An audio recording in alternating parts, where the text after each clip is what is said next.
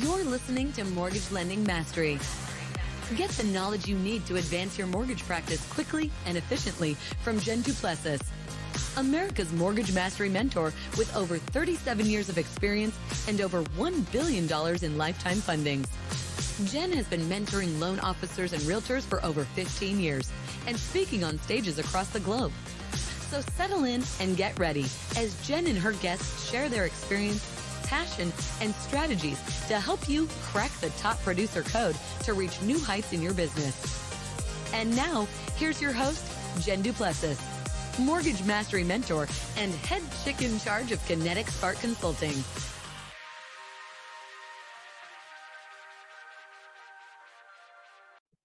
Hey everyone, and welcome back to Mortgage Lending Mastery. I'm your host, Jen Du Plessis.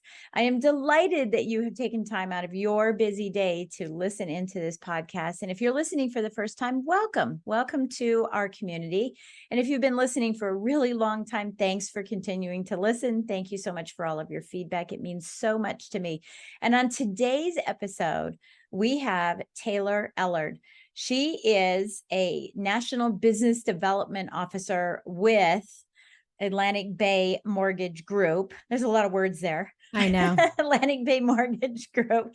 And what she does is that she helps with the marketing and social media for loan officers so they can make that connection with realtors and with their builders and create those deeper, stronger relationships. And that's what she's really all about. And so we're going to learn from her today about how she does that and how she can be that secondary person, that person who has the voice of the loan officer as she's speaking to them both on social media and perhaps in other ways that we'll find out here shortly.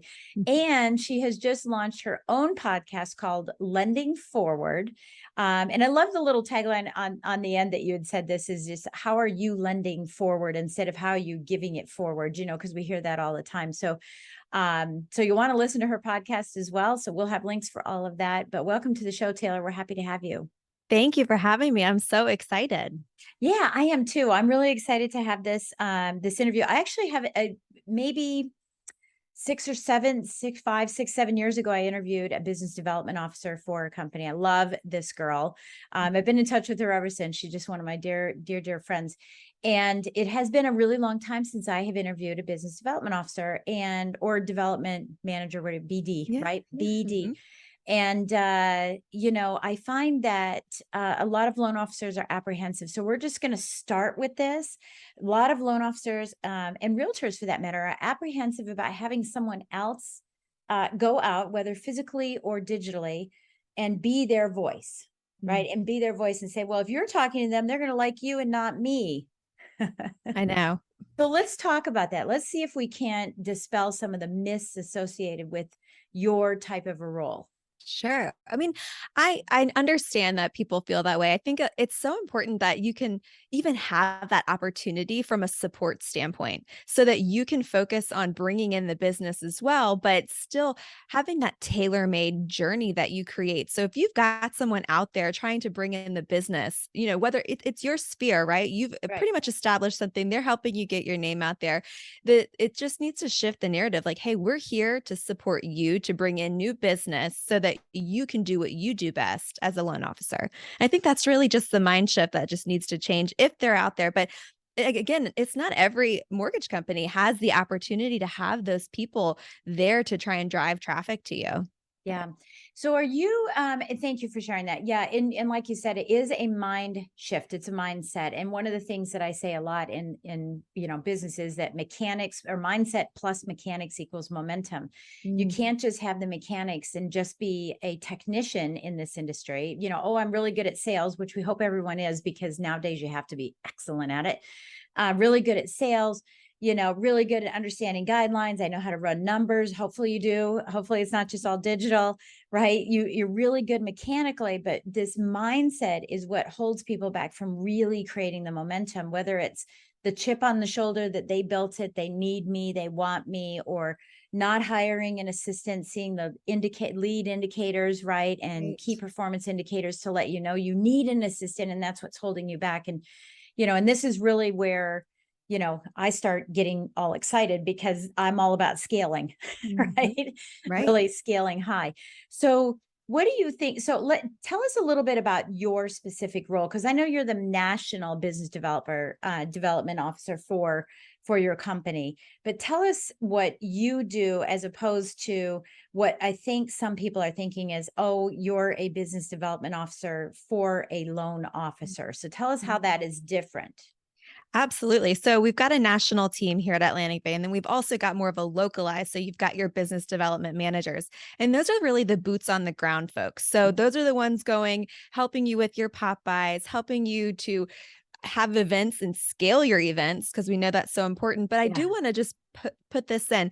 A lot of times loan officers aren't that bubbly personality or out there willing to just socialize. Some people are very introverted and still super successful. So having that on your team is so, so important to your business. But to speak from a national level, doing things like the podcast, I'm also coaching mortgage bankers. So we've got internal coaches here at Atlantic Bay that can talk about in the business and then external facing. So I am more branding and coming out there with event outreach and prospecting, how to leverage some of our tools that we've got. It's every mortgage company is different with their tech stacks, but making sure you've got someone in there to really make you hone in on certain events and what you could do, different steps that you can take. I'm always encouraging mortgage bankers and business development managers to look at every coffee, every lunch, every drinks, any appointment as a true event. What does your post, during, and pre-event strategy look like? How are you really maximizing on every single conversation that you're having? So what are you bringing to those events? You've got all of our tech stack. What are you doing? How are you really leveraging it? So I take everything from the company standpoint and how does that trickle down to a minuscule coffee? What should you be doing every single day to really maximize your time? You hear, I'm sure, a lot about time blocking and how important it is, but do they know the right time blocking? Are they strategizing on their time blocking? Because if I'm going to tell you to do videos on Tuesdays at 10 and your world's on fire Tuesdays at 10, we need to reevaluate your time blocking. So it really is maximizing every day to its fullest extent. Yeah. I think that's beautiful. Yeah. Priority management is what I call it. Right. That's a little prettier way of saying it. Yeah, it is. And there's time blocking inside of priority management. I think, when people time block, so I'm going to talk that for just a second. When people time block, they put these blocks in there, and then when the fires come, and we call it loan threatening versus life threatening, right? So if it's loan threatening, you can move it, but you can't erase it. So we always say, replace it, don't erase it. Don't just say, no, I'm not going to do my videos. And then 5 years go by and you've never done videos. There are people out there. Right. I know. Don't erase it, replace it.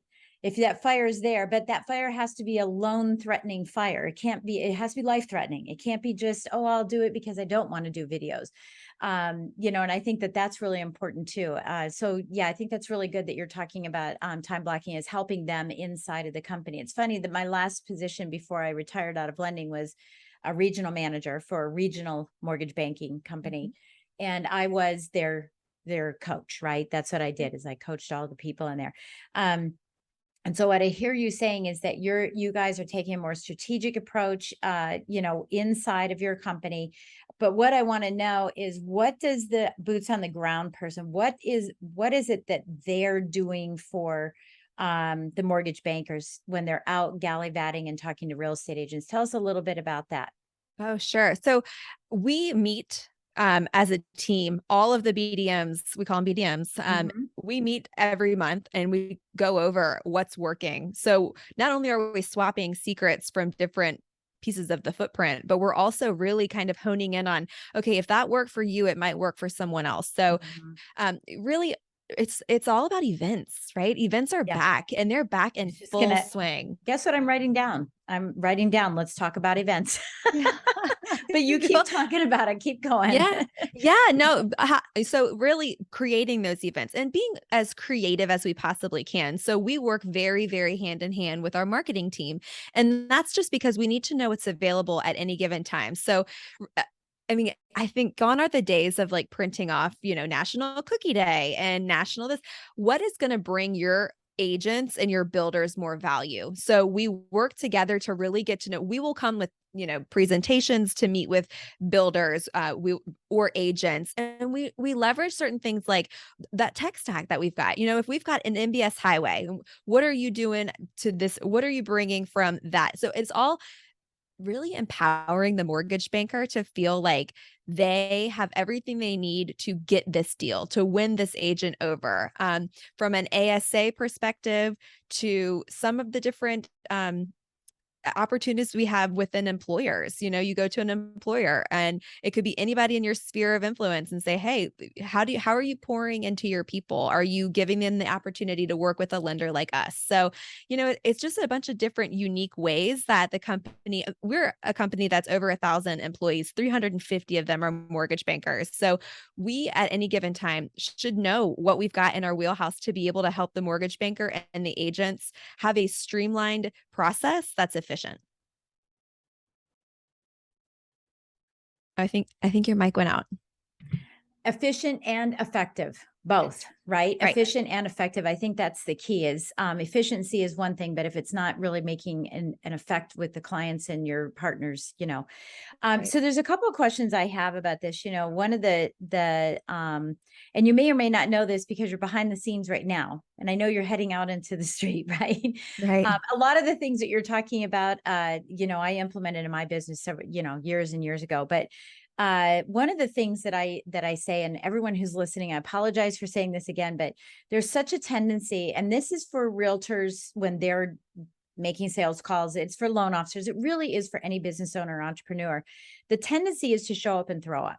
We've got lots of tools. We've got a tech stack. We've got presentations. We've got a backing of our marketing department. We've got some, things in our back pocket that are hidden, that we do special for people. But we show up and we throw up when we're having a conversation. And the tendency is to leave a meeting and do a virtual or a, metaphorical high five to ourselves and say, yes, that meeting went great. Right. And then crickets. Nothing happens in the relationship.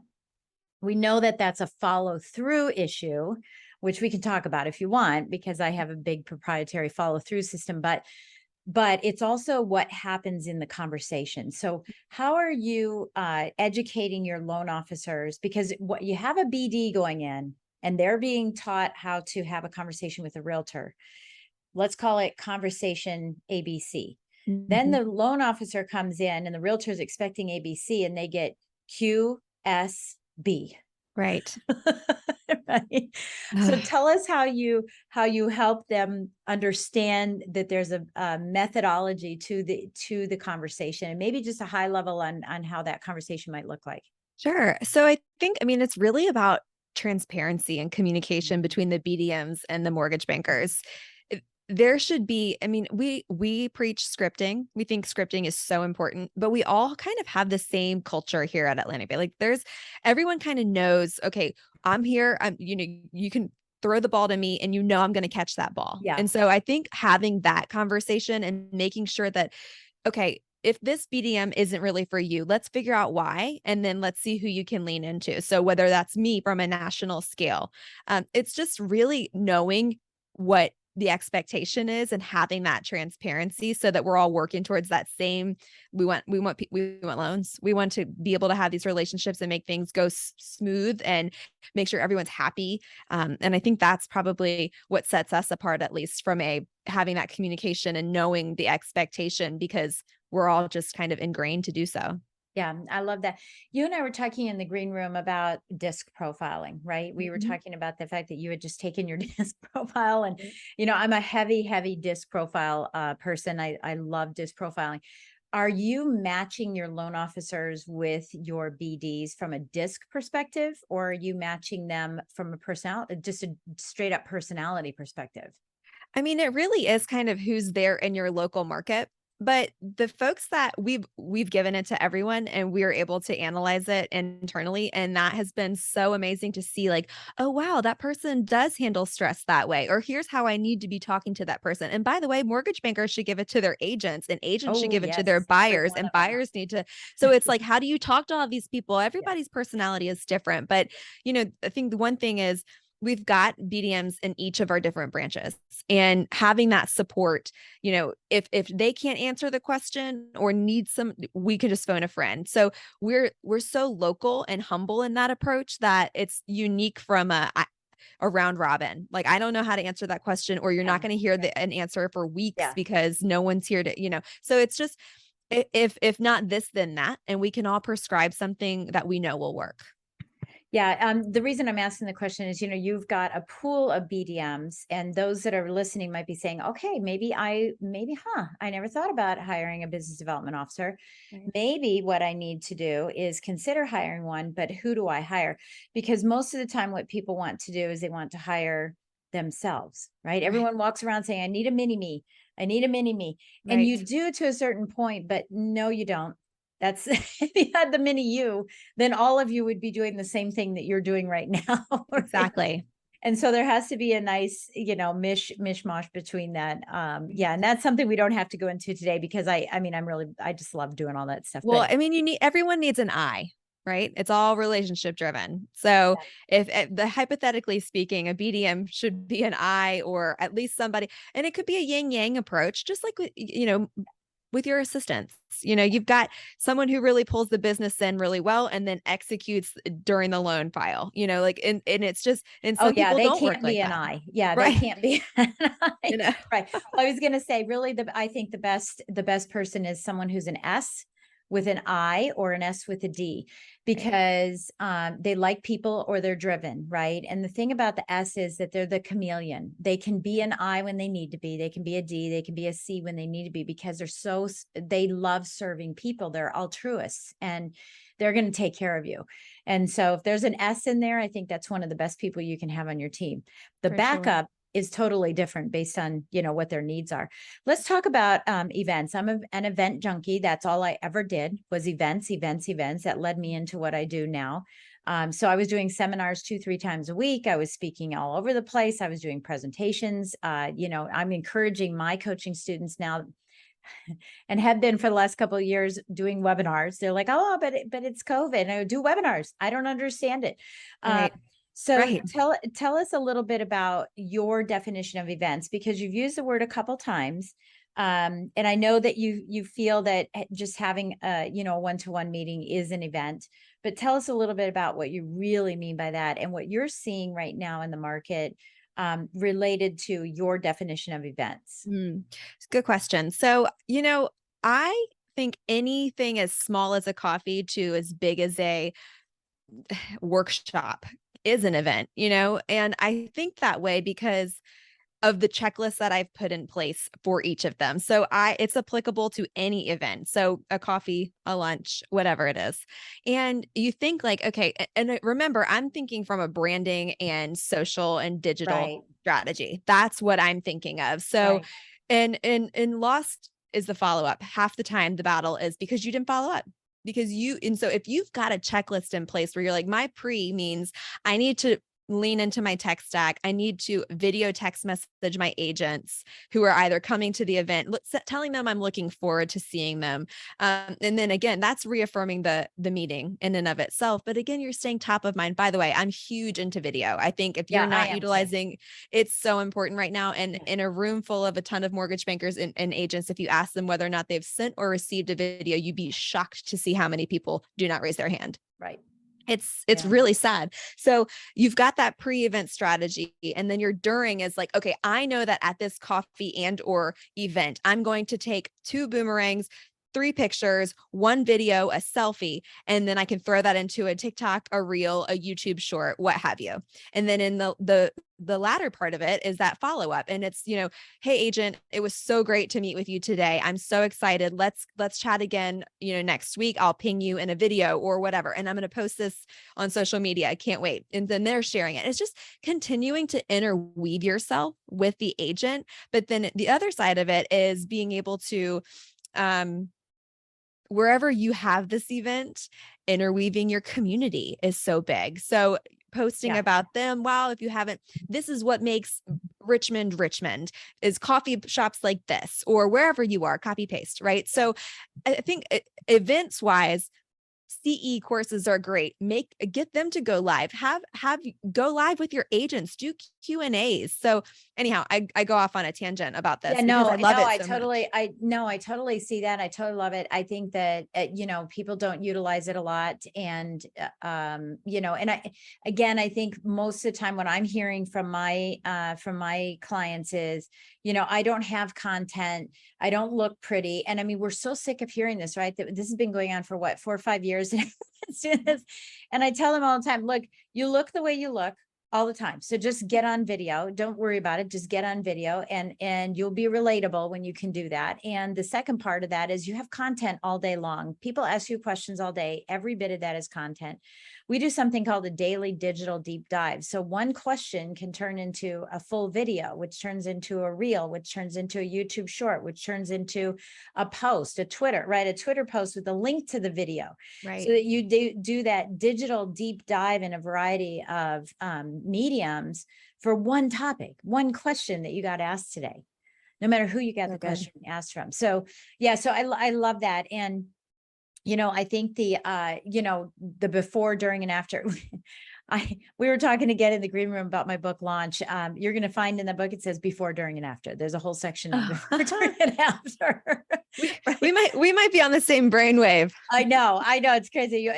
There's a whole section on before, during, and after. Like, what do you do before? What do you do while you're there? And what do you do afterwards? So that, you maximize your time. You're maximizing every single opportunity that you have, ahead of you. What are you seeing? Tell me a little bit, because now we're coming out of the pandemic as we're recording this. What are you seeing as events? Okay. Events. Yes. Seminars. People are hungry for a lot of information right now, particularly on what's happening in the market as far as inflation and understanding all of the pieces there. And I think that we need to be great stewards of that as loan officers. And it definitely is real estate agents as well. And so the loan officers need to be educating real estate agents. But as we're coming out of this and people are starting to now have more conversations together, they're having a few more seminars, et cetera. What do you see in the next year and a half as everyone comes back out? And we're going to have a filtering of loan officers. Unfortunately, we'll have a filtering of real estate agents that leave the industry. But what are you seeing as maybe the top 1 or 2 things moving forward? If you could look into a crystal ball of what you're seeing moving forward.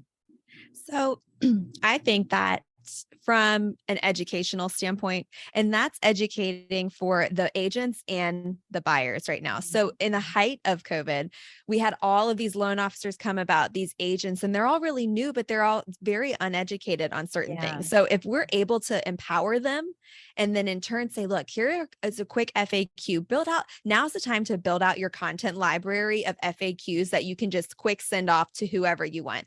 But as far as like a market update, so it's so important, we're educating them so that they don't feel lost when they go to showings with their buyers and their buyers are like, gosh, these interest rates, this, that, the other. We'll shift the narrative and say, it's still home ownership. It's still the American dream and we can make it achievable. And at the end of the day, understand what a refi is. You'd be surprised to hear like, I don't know, this won't always be the case. You might be able to refi, so education is huge. Number 1.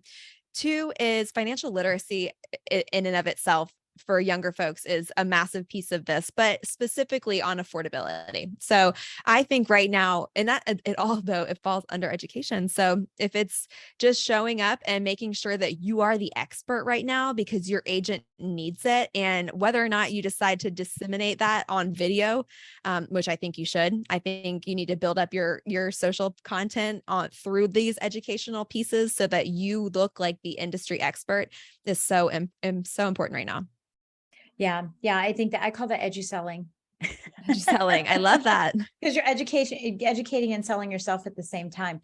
And it's not selling them stuff, it's selling yourself. Right. It's part of the principles that I use for cracking the code is just, the clarity and the credibility.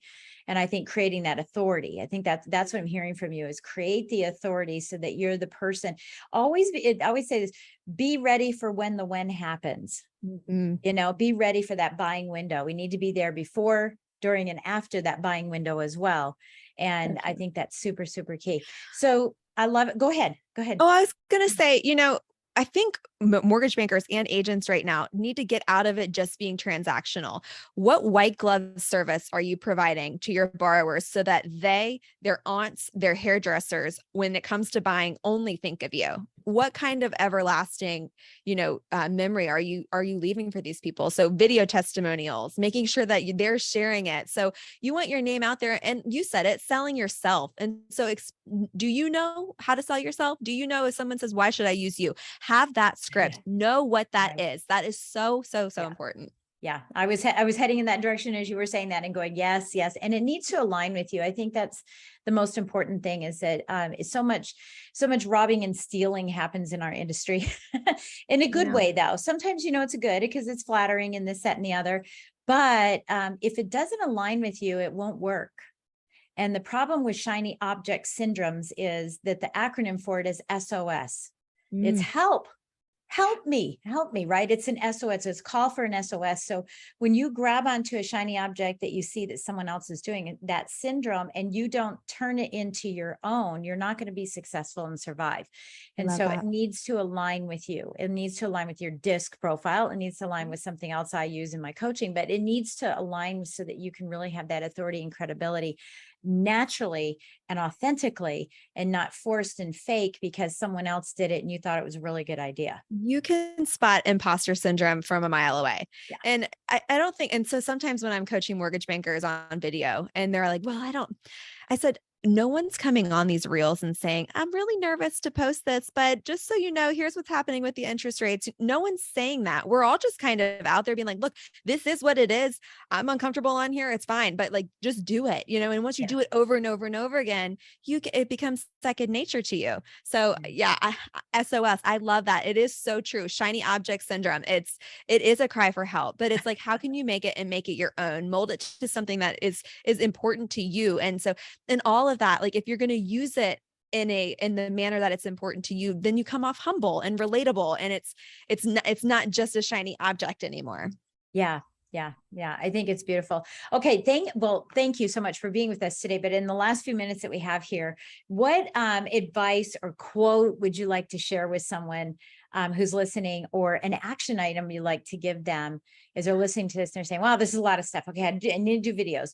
I need to do this. I need to do that, and they've heard this before on different podcasts, but capsulize this for us, bring it in, put a bow on it, and tell us, what should they be doing right now? If they're listening to this, and then what should they do? Let me lend forward. I have to get that in there. Of course, a piece of something that I heard from Mel Robbins that I have been implementing with everything that I'm doing. Love Mel Robbins, by the way. But she says the best way to start a habit is to stack a habit on a habit.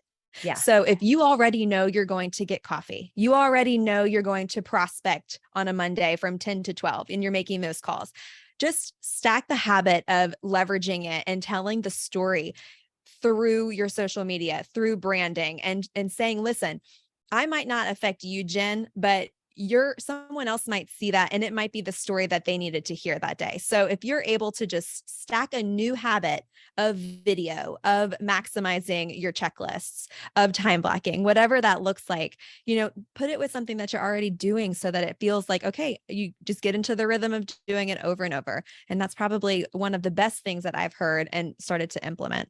Yeah, I love that. I love that leveraging, because if you're not leveraging, this is a phrase that I've coined, which is that your activities are like eating soup with a fork. Oh, that's good. Right? So think about that. If you're not leveraging, you're eating soup with a fork with your activities.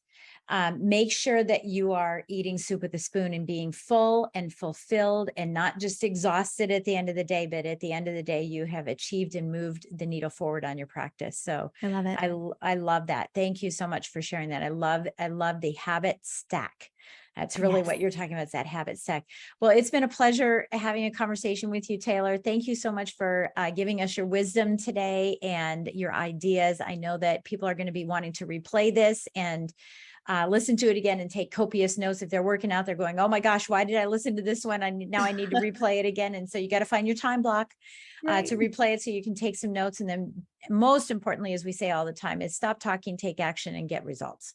Right? Yeah. Take that action. Don't just listen to this. So thank you so much for being with us today, and best wishes for you on your new podcast, Lending Forward. Thank you so much. This is a great opportunity. I appreciate you. Thank you. All right, everybody. Thank you so much for listening again. And don't forget, just take a few seconds and scroll down on your phone and give us a great 5-star rating and write something beautiful about Taylor and this episode or anything about any episode. We love hearing your feedback. And don't forget to subscribe to my YouTube channel. We have the link down in the show notes as well, so that you can watch us as well as listen to us. And we thank you again for watching. We'll catch you next time on Mortgage Lending Mastery. Thanks for listening to Mortgage Lending Mastery. Be sure to subscribe to hear more sales tips, ideas, strategies, and tactics to help you with your personal and professional growth to multiply your results in record time. And if you like what we're doing, don't forget to give us a rating and review so we can continue to bring you the best content possible. Wanting more beyond the podcast? Join our Mortgage Lending Mastery membership community, where you will find extended interviews with our favorite guests, weekly training, tips, and insider secrets, fireside chats with Jen, free content, meet, share, and collaborate with other members, and so much more. Click the link in the show notes to learn more about this exclusive content. Mortgage Lending Mastery is an Industry Syndicate charter podcast. Industry Syndicate is the first podcast network specifically for the mortgage and real estate industries. Get the Industry Syndicate app in the App Store or Google Play today.